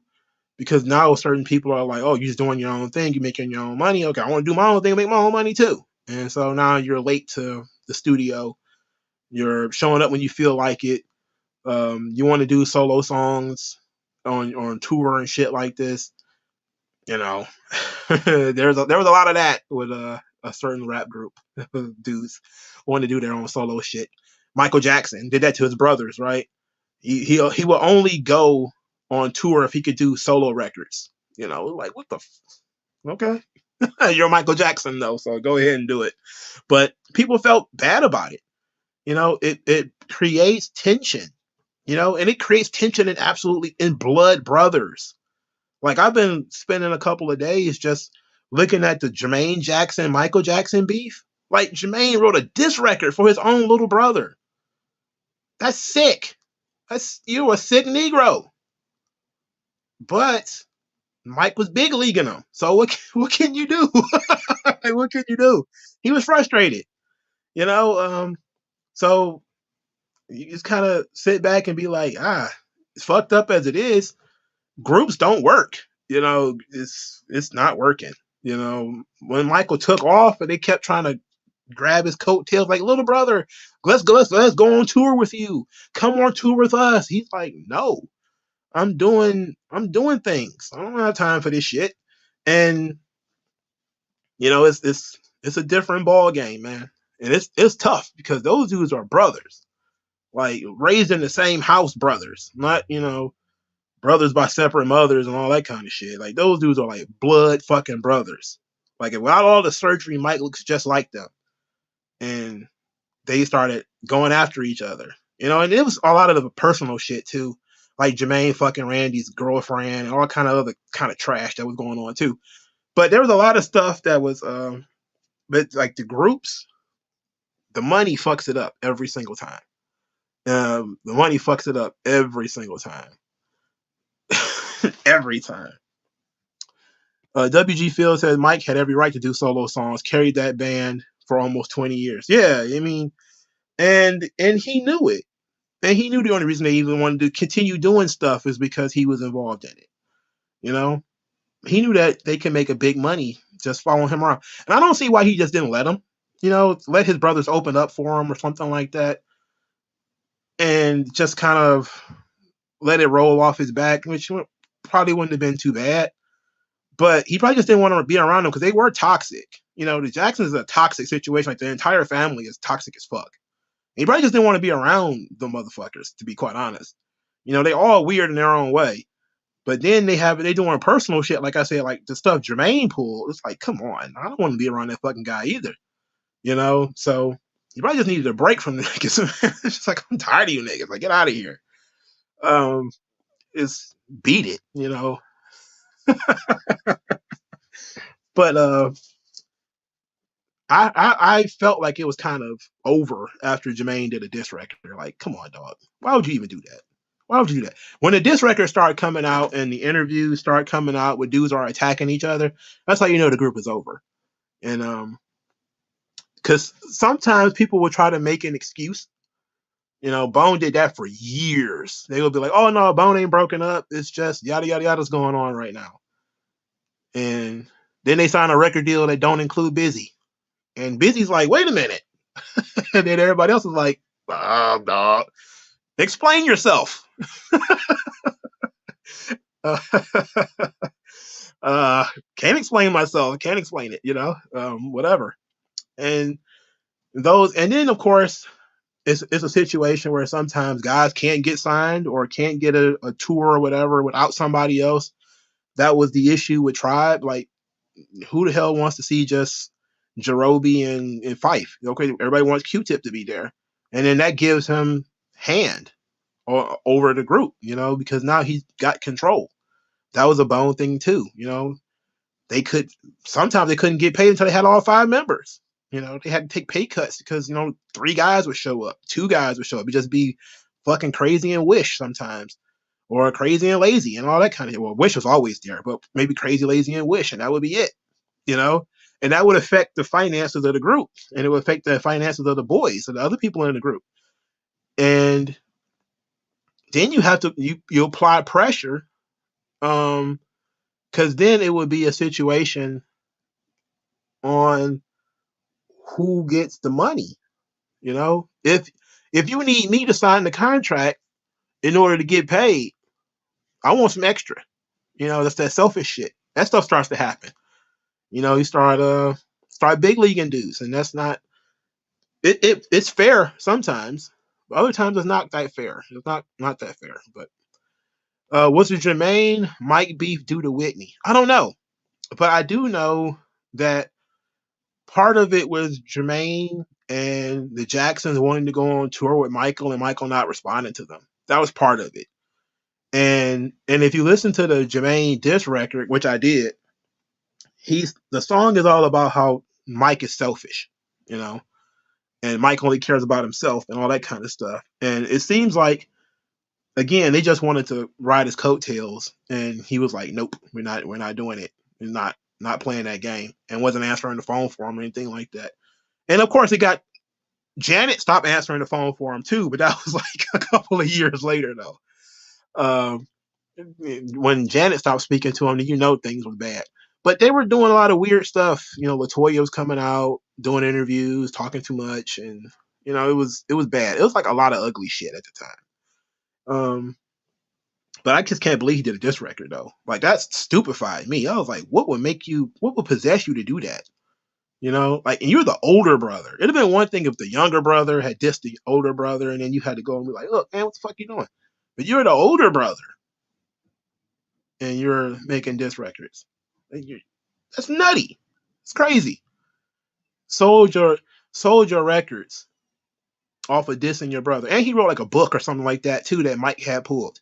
And I think that was another one of those beefs that they had, because Jermaine was writing a book or something like that, and Mike called. That's the only time Mike actually called him on the phone, was when he wanted to get that book killed, and he called and talked to him into dropping the book. And then Jermaine thought they had made some kind of deal or whatever, and then Mike reneged on it. But it was a lot of stuff that was going on at the time, because dudes are trying to cash in on the name, and they was doing a lot of foul shit. And it was weird. Yeah, Mike was he pulled rank on Jermaine ass though, like like him pulling Jermaine's records. He stole his producers too. It was a story of Jermaine was working with some guys from Arista. I forget who it was. It's right on the tip of my tongue. You would know who they are too. But Jermaine was working on those dudes because he was doing some stuff with Arista. Apparently, Mike heard about it, and he offered them opportunity to work on his album. I don't think he knew they was going to drop Jermaine and do his album, but they did. And Jermaine, that actually was led to the diss record. Is Jermaine had signed a major record deal, and he was working on it, and then his producers walked off, and they started working with Mike, and he felt like Mike had did that on purpose, when in reality they could have done both. I think it was Teddy Riley. Yep, I think it was Teddy Riley, because the diss record came out in '91, and At least I think I don't know when it was recorded, but I think it came out in '91. But I do think it was Teddy Riley.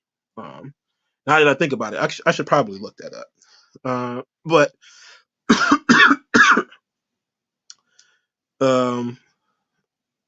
it was Jermaine Jackson, Teddy Riley. Oh my God. I put in Jermaine Jackson and Teddy Riley, and the first thing that pops up is not that they work together, but that Teddy Riley stole Jermaine Jackson's girlfriend. I'm like, bro, why do we need to talk about this? It's yep. Okay, so Teddy Riley worked on Dangerous, and he also worked with Jermaine, and he ended up stealing Jermaine's girlfriend. What's her name? Sally something, Sally Richardson at the time. That's kind of dumb. That's kind of sick. That's kind of sick. Clive Davis was Whitney's drug dealer, unbeknownst to her. In the '60s, Clive was arrested for heroin distribution. Huh? Is that real? Let's look that up. 1973, Columbia Records president Clive Davis. Uh, Is it? Where is the drugs? Oh no, this is contract stuff. Oh, he's doing payola. Um, let's see.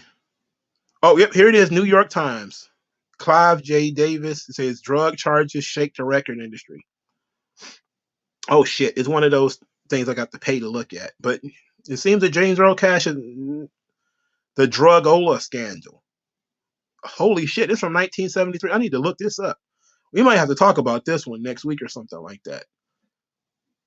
Holy shit. This is completely different to me. I never knew about this.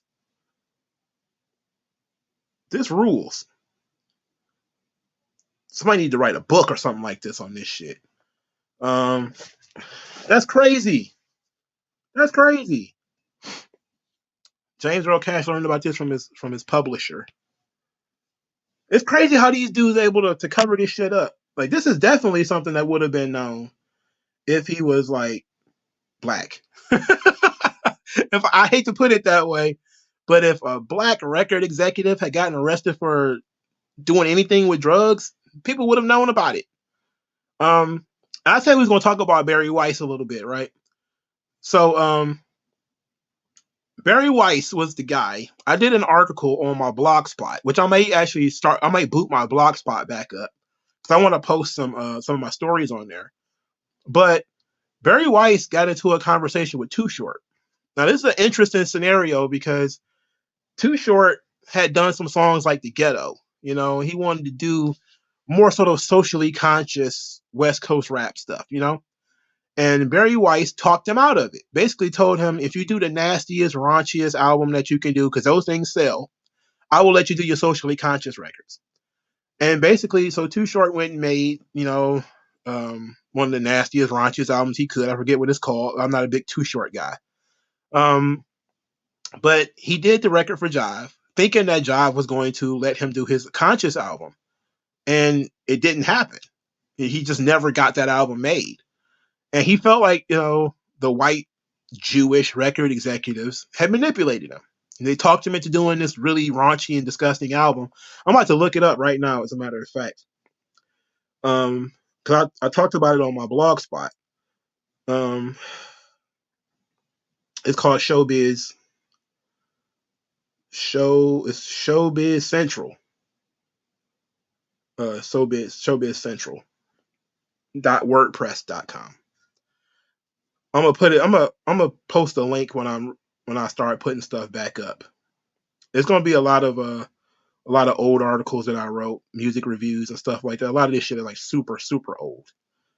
As a matter of fact, I don't have the Too Short thing on here. It must be on my other blog post.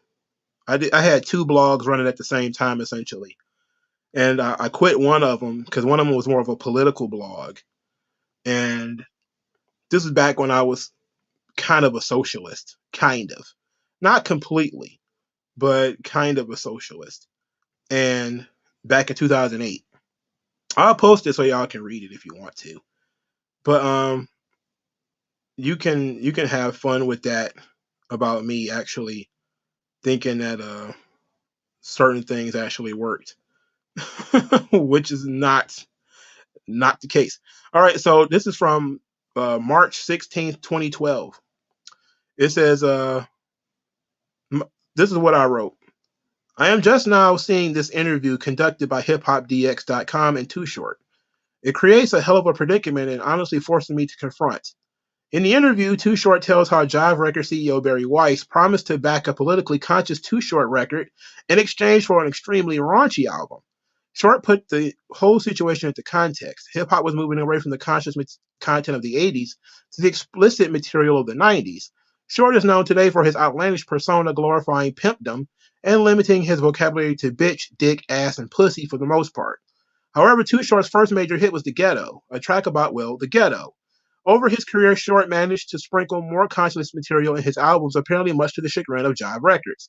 As Too Short explains, I'm not going to blame this on anybody, but I was actually pushed into a direction where I would talk to people at Jive. I would have to talk to President Barry Weiss, and he was like, I always wanted to do these side projects, but they kept making excuses, that's why I never got done. I wanted to do an album that was filled with songs like The Ghetto, Life is Too Short, Money in the Ghetto, Want to Be Free. I wanted to do a whole album of positive Too Short records just to keep that balance. I had a verbal deal with Barry Weiss where he was like, right now would be the perfect time. You should do like the raunchiest Too Short album ever. The album cover, the songs, just do a dirty fucking Too Short album. This is the executive running the company advising me to put out an entire album of cursing and sex. So I'm like, if I did that, I'd have to do the exact opposite and follow up that with an album that's all positive. And so I did the album for him. We did You Nasty. I thought it was a funny idea at first. We even had a porn star on the cover. I'm naked. The girls are naked. We really did a butt naked photo shoot. But it got a gold album and all that stuff. But when it came time to do the positive album, it was never a good idea. It never got the green light. Once I did what they wanted, they would never let me do what I wanted. Crazy, sick, demented. Now, of course, that's all Too Short saying with Too Short's stuff. And I actually took Too Short's side on this, in terms of does he actually owe anything to black people? And the answer is no. So even back during my somewhat socialistic collectivist days, I was still like, individuals have the right to make the most of their own scenarios. Okay. So I'm a update my blog spot, and then I'm gonna put it in the I'm gonna make you guys give you guys access to it. Just in case you like to read some things that I wrote, articles and different things like that I put out there, album reviews. Even though this shit is 10 years old, it might just give you a general idea of what I like and what I was thinking at that point in time in my life, even though this was, again, 10 years ago. So it was different. But see, James Earl Cash says Russell Simmons set up a label back in the early 90s to launder money. They put out an underground one-hit wonder reggae artist as a front. I just forgot the artist's name. I wouldn't be surprised if a lot of these record companies aren't just fronts for money laundering schemes.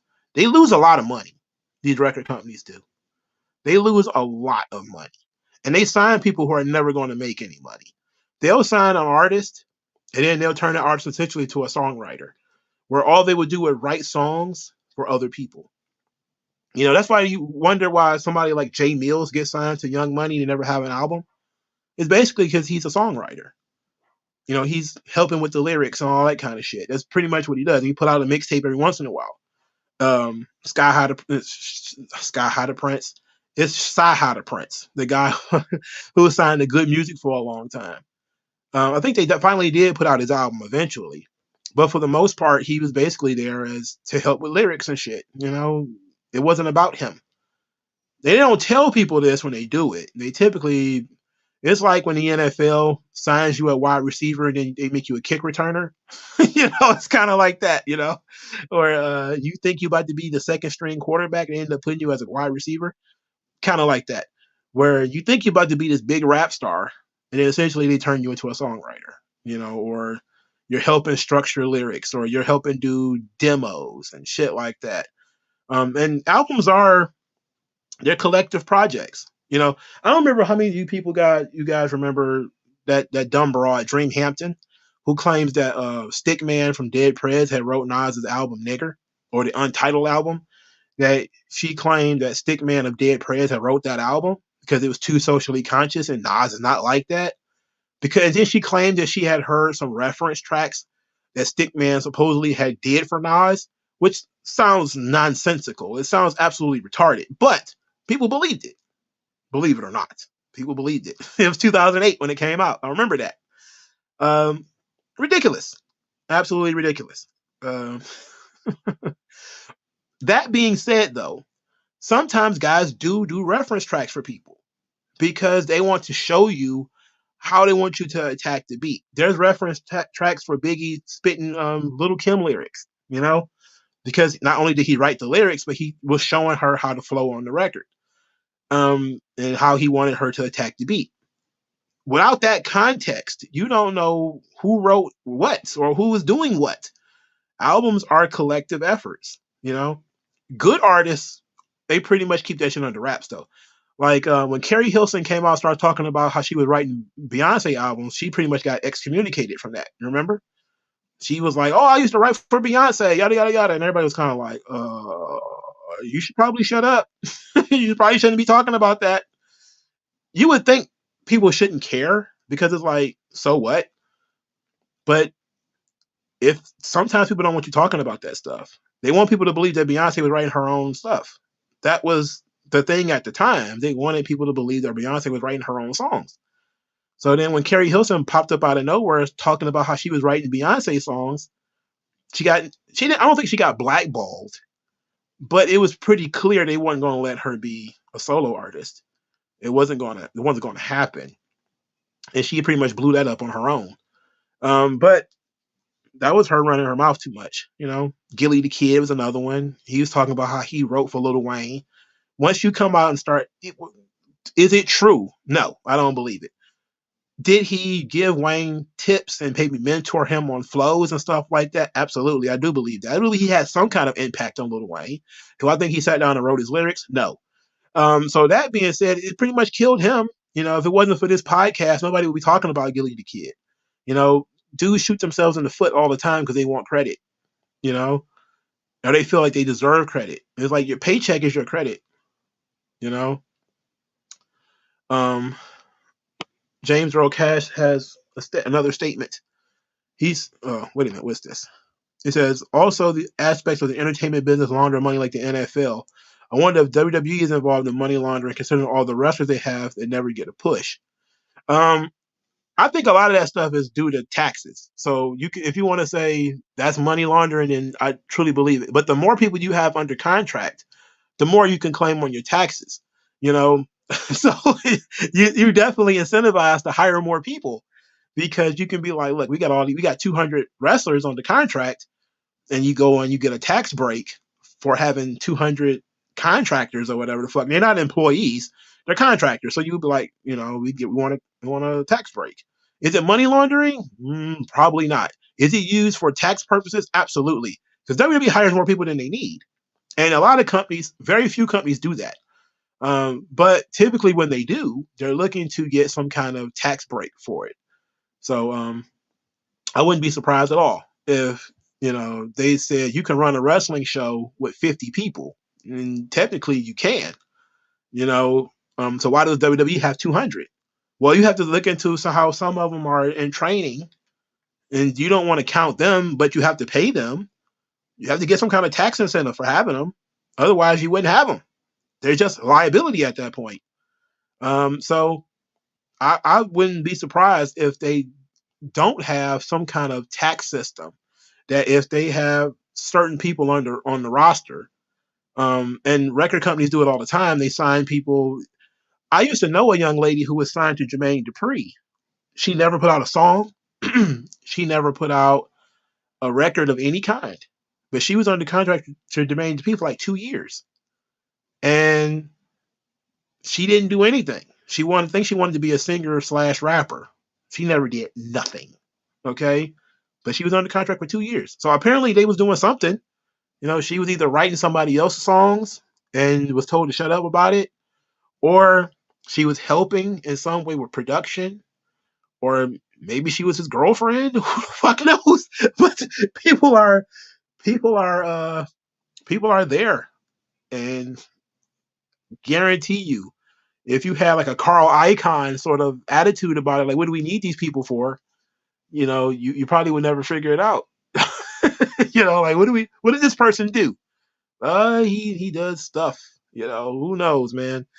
But it happens. It happens a lot. They hire more people than they need. The music business hires so many people, but a lot of those folks never put out an album. They never put out a song. They never do anything. Chances are they're actually working behind the scenes with somebody. They're helping put together the lyrics. They're helping to put together hooks.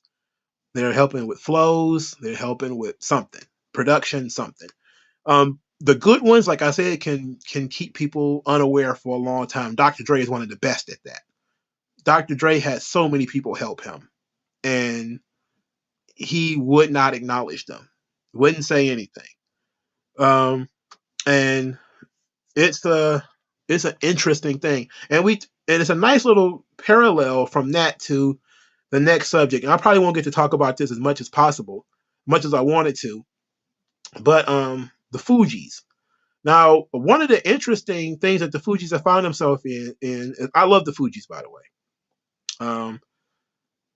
But what happened with Lauryn Hill's album? Now, how many people have went to a Lauryn Hill show within the last 10 years? I know I've been to one.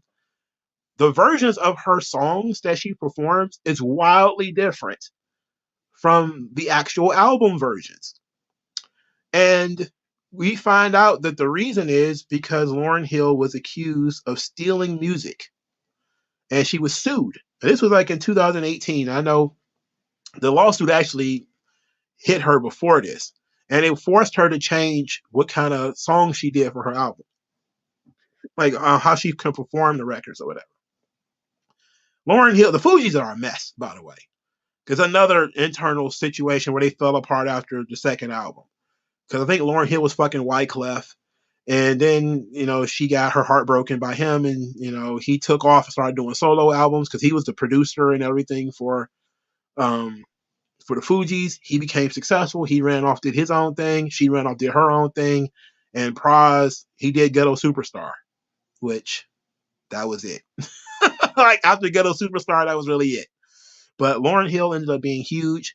Wyclef ended up having a couple of really huge records. The Score is an absolute classic album. One of my favorite albums ever. I love The Score. It's tremendous. Didn't really like the first album, because The Score is their second album. Didn't really like the first album. Second one, fantastic. But then they started having all these legal problems. Of course, Wyclef and the Haiti stuff, boondoggle, all right? Absolute boondoggle. We can talk about that in a minute. But let's talk about Lauryn Hill first. She has a ton of tax problems, but I don't consider tax problems to be a problem. I look at her like a hero for not paying taxes. Fuck paying taxes, okay? But not paying the band. Can't let you get away with that one, Miss Lauryn. Right? Can't help you with that. All right. So here it is, the article from Rolling Stone. Lauryn Hill has responded to claims that she stole the music on her This Miseducation of Lauryn Hill, as well as accusation of mistreatment towards her touring band. She says, quote, "I apologize for the delay in getting this posted. I was late in hearing about it. I understand this is long, but my last interview was over a decade ago." Earlier this month, jazz musician Robert Glasper gave an interview to a Houston radio station where he outlined how Hill had, quote, stolen all of his friends' music during the making of her 1998 album. The collective of musicians who worked on Miseducation later sued Hill over writing credit. The lawsuit was settled in 2001. So I didn't know that Wyclef was related to the Haitian dictator. I had no idea, but I'm not surprised. I knew he was Haitian though, but I'm not surprised. I'm not surprised at all. So this is why her albums, when she performs the albums, they're like, I don't want to say, they basically reggae infused now.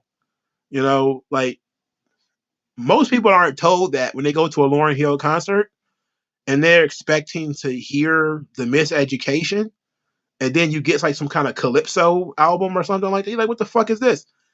She can't use those albums. She can't use that music, so she has to change it. Crazy stuff, right?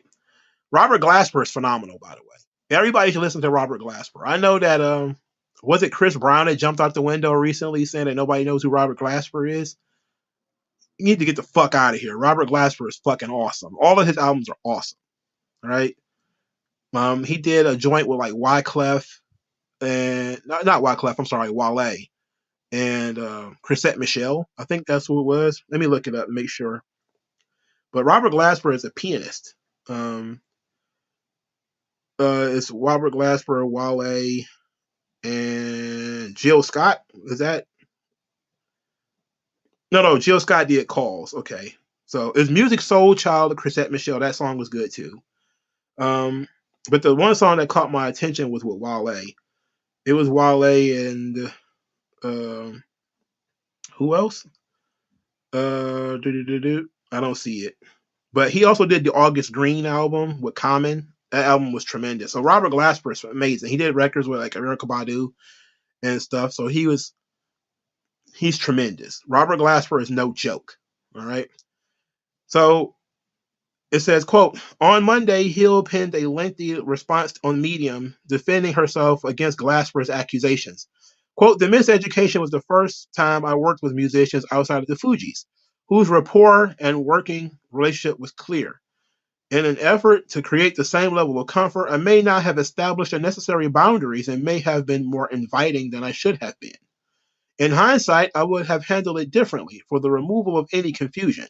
And I have handled it differently since. I'm clear and I make clear before someone walks in the door what I am and not looking for.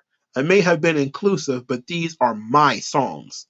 Glasper, who was briefly a member of Hill's band in 2008, also accused Hill of being notoriously harsh on her touring unit. Quote, every day she comes in and changes the show, changes what she wants to do, Glasper said.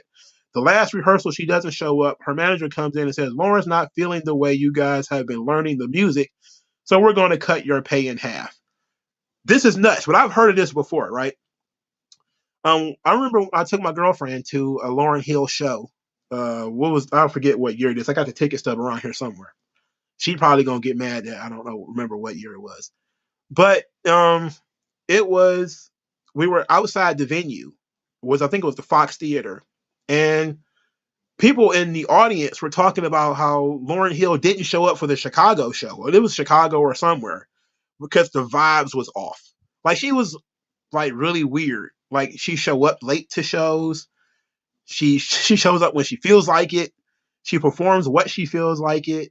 I think she performed on a couch while we were at this show. She was sitting down half the time. She's very moody. All right. Very moody. But she's got that Big Mama Africa stuff going on. So everybody's kind of like, whoa, Lauryn Hill. Oh my God, she's so awesome. So she can mistreat people, but she has a history of this stuff. Okay.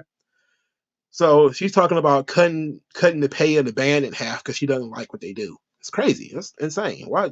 These people got to pay their families. What the fuck are you talking about? In response to that accusation, Hill said, quote, don't have the details or recollection of cutting the band's pay in half. If fees have been negotiated and confirmed without my knowledge, I may have asked for them to be adjusted, but I would have never just cut a musician's pay arbitrarily unless I had a legitimate reason. There are artists who do cut pay, though. James Brown was notorious for docking musicians they did something he didn't like. I'm sure there are others. Prince. James Brown and Prince, they were really bad to bands. They really kick bands in the balls, literally all the time. But yeah, Lauryn Hill's nuts. She's nuts. And I think she has like a lot of untreated stuff going on too. And it also doesn't help that so many people worship at the altar of Lauryn Hill. I love Lauryn Hill. I think she's tremendous, but her ego is out of control. It is out of control. And it's been that way for a long time. Like, she went from winning Grammys with the FUGEES to winning like all the Grammys by herself. And then she just packed up and went home. Like, fuck it, I did all I could do.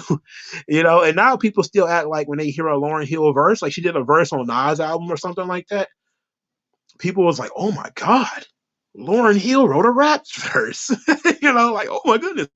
It's like one of the first things I heard. I didn't even hear like, oh, Nas had an album come out, which usually I would have heard. It's like, did you hear that Lauryn Hill was on Nas's album? I was like, what? Is she singing or rapping? Does it matter? No, not really. And it was the first fucking thing I heard on there. Okay. So there's a mystique about Lauryn Hill that kind of plays into her mental problems, unfortunately. To continue the article, Glasper cited Stevie Wonder, Quincy Jones, and Herbie Hancock as 3 artists. Quote, if those 3 people can be cool, Lauryn Hill should be able to be cool. You haven't done enough to be the way that you are. You just have not. The one thing you did that was great, miseducation, you didn't do. Hill wrote in response, quote, I adore Stevie and honor Herbie and Quincy, who are our forebearers, but they are not women. Men often say, I want it done like this and not be challenged. The same rules don't always apply for women who may be met with resistance. When this happens, you replace that player with someone who respects you in the office that you hold. Well, you see what lane she's going in, right? They don't want to listen to me because I'm a woman. Wow. Wow. That's crazy. Elsewhere in the post, Hill wrote about her audition and rehearsal process, the benchmarks she sets for collaborators. Quote, my standards are too high, my process too idiosyncratic. And the miseducation of Lauryn Hill recently celebrated its 20th anniversary. Quote, the album inspired many people from all walks of life because its radical, intense will to live and to express love. I appreciate everyone who was a part of it in any and every way, Hill wrote. It wouldn't have existed the way that it did without the involvement, skill, hard work, and talent of the artists and musicians and technicians who are a part of it. But it would still require my vision, my passion, my faith, my will, my soul, my heart, and my story. Wow. Is she wrong, though? The answer is probably not. Again, albums are part of the collaborative process. People get together and they create these projects. Some people, George Clinton recently had a big issue with Funkadelic, because, Parliament and Funkadelic is 2 different bands. They had jam sessions where they all got high and people would get up and, nobody would remember who played the keyboard on this song. Nobody remember who played guitar on this song. So when it came started getting paid, nobody knew who the fuck was doing anything. They had no earthly idea what was going on. So it became like this tangled web of people suing each other, and they all just started to sue George Clinton because they're like, look, you need to pay us. And he's like, look, I literally don't remember who played on what song. I don't remember. Drugs, was a big part of the Parliament Funkadelic creative process. We all got together. He probably don't even remember who was a part of what band. That's the problem. Like, Parliament Funkadelic is 2 different bands. All right. It becomes the same band through legal shit. Like, Parliament was first. Then he wanted to do something different, so he created Funkadelic, and then somehow they met in the middle, and there's different members of different groups, and then they all got together, started doing drugs. Then they all started going on tour with each other. They started having jam sessions. People started creating music. Nobody knows who remembers or remember who was doing what. People started taking credit for shit. Other people are taking credit for shit. George Clinton is sitting there stoned out of his mind, don't know who the fuck is playing what, who's doing what.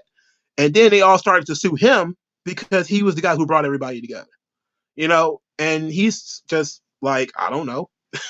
I don't know. Did you play that? If you say you did, or he would say, I didn't get paid either.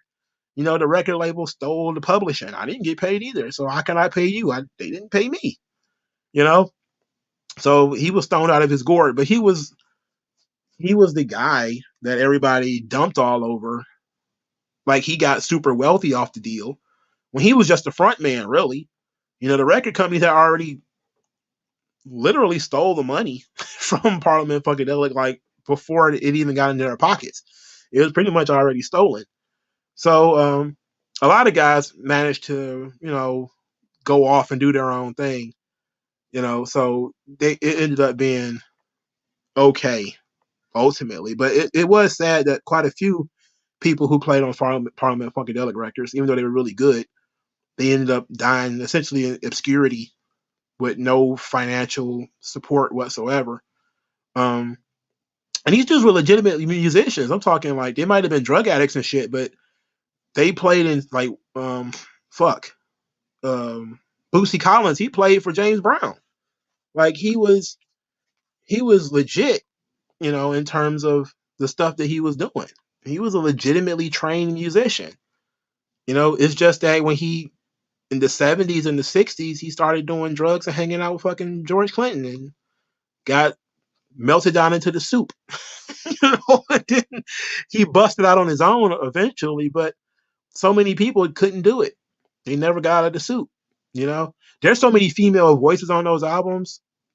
Who the fuck are those women? Nobody knows who those women are.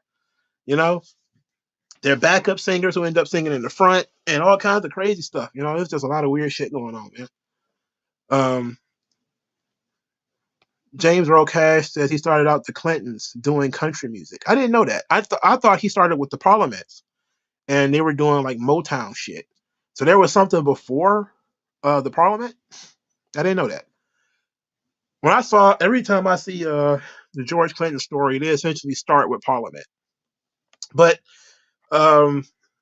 that's what it sounds like what happened with Lauryn Hill is she decided that it's all her shit. So she decided she's going to take credit for everything. And probably not the best idea. She got sued and now she can't perform her albums the way that she used to. But the whole thing with the FUGEES was all it was all a mess. And of course, it was that second album. And yeah, that second album did it. So it was weird. It was scary. So Wyclef, of course, he went on to engage in the money for Haiti scam. So here's an article from BBC. I cringed for using British television, paid for by the government, state-sponsored media, but I think that they probably curated theirs better than the Americans did. It says Wyclef Jean is facing an investigation into what happened to the money he raised for victims of the Haiti earthquake. The former refugee started a campaign after 230,000 people died. 230,000 people died in a disaster in 2010. 2 years later, there's controversy on how about those funds were spent. It's estimated the 42-year-old rapper who was born in the country helped raise millions of pounds for the Yele Haiti charity. With help from some of his celebrity friends like Brad Pitt and Angelina Jolie, it's estimated he raised millions of dollars. Yele Haiti folded as a company this summer with questions about how the money was spent. U.S. newspaper The New York Times claims a large amount was spent on luxury travel, offices, and food. It also been claimed the charity employed people on inflated contracts. Wyclef has responded to the claims via his Facebook page, posting images of himself and charity workers in Haiti. In a statement from his legal team, the rappers promised to help with any investigation into the charity's accounts. In 2010, he unsuccessfully bid to become Haiti's president. It was rejected because the Haitian constitution requires candidates to have lived in the country for 5 years prior to the election. All right. I'm pretty sure this worked out very well for him. Haiti is an absolute disaster today. Haiti is an absolute disaster today. It's a disaster. It's a fallen state. I mean, it's literally like Mad Max in Haiti right now. Okay, it's terrible. I feel bad for the Haitians. I wish we could sound like an airplane and collect all of the Haitians who kind of want a normal life and bring them to the United States somewhere. there's definitely some hollowed out areas in like West Virginia or something like that that could probably use some fresh blood. Um, I feel terrible for the Haitians, man. They're in the poorest country in the Western Hemisphere, and it's doing nothing but getting worse. And you got vultures like fucking Wyclef floating around, and then you got earthquakes, man. So the final L for the FUGEES. FUGEES rapper PRAS was found guilty of political conspiracy April 26, 2023. A FUGEES rapper accused in a multi-million-dollar political conspiracy spanning 2 presidencies was convicted Wednesday after a trial that included testimony ranging from actor Leonardo DiCaprio to former U.S. Attorney General Jeff Sessions. PRAS Michel was accused of funneling money from a now fugitive Malaysian financier through straw donors to Barack Obama's 2012 re-election campaign, then trying to squelch a Justice Department investigation and influence an extradition case on behalf of China under the Trump administration. A jury in Washington, D.C. federal court found him guilty on all 10 counts, including conspiracy and acting as an unregistered agent of a foreign government. The defense argued the Grammy-winning rapper from the 1990s group The FUGEES simply wanted to make money and got bad legal advice as he reinvented himself in the world of politics. Michel declined to comment after the verdict, but his attorney said he's extremely disappointed in the outcome of the case and plans to appeal. This is not over, attorney David Kenner said. I remain very, very confident we will ultimately prevail. Michel first met Malaysian financier Loh Trek Zhou in 2006 when the businessman was known as Zhou Lo, while was dropping huge sums of money and hobnobbing with the likes of Paris Hilton. Loh helped finance Hollywood films, including The Wolf of Wall Street. DiCaprio testified Loh had appeared to him as a legitimate businessman and had mentioned wanting to help to donate to Obama's campaign. Michel also testified in his own defense. He said Loh wanted a picture with Obama in 2012 and was willing to pay millions of dollars to get it. Michel agreed to help and use some of the money he got to pay for friends to attend fundraising events. No one had ever told him that was illegal, he said. Prosecutors said Michel was donating the money on Loh's behalf and later tried to lean on the straw donors with texts from burner phones to keep them from talking to investigators. After the election of Trump, prosecutors say Michel again took millions to halt an investigation into allegations Loh masterminded a money laundering and bribery scheme that pilfered billions from the Malaysian state investment fund known as 1MDB. 1MDB. Loh is now an international fugitive and has maintained his innocence. Michel also got paid to try and persuade the U.S. to extradite back to China a government critic suspected of crimes there without registering as a foreign agent, prosecutors said. On that charge, the defense pointed to a testimony from Sessions, who was Trump's top law enforcement officer until he resigned in 2018. Sessions said he'd been aware the Chinese government wanted the extradition but didn't know Michel. The rapper's ultimately futile efforts to arrange a meeting on the topic didn't seem improper. Wow. A lot of my favorite rap groups, a lot of my favorite rappers just end up in really terrible situations. It's very tough. It's very tough to deal with. But yeah, George Clinton doing stuff with his brothers. I didn't know that, so that's cool. I love the score. Most people should love the score. Zealots, Cowboys, How Many MCs, Killing Me Softly. I love the score. I'm gonna listen to the score all day at work tomorrow. PRAS going to prison for like 20 years. Scary. You know, all of them being involved with like the law and legal situations is terrible. You know, hate to see it. You know. All right, I gotta use the bathroom, and my mouth is dry. So I'll talk to you guys later. I appreciate everybody who stopped through. James Earl Cash is the star of the show. Read the comments that he's posted, and I'll talk to you guys later. Peace out, y'all.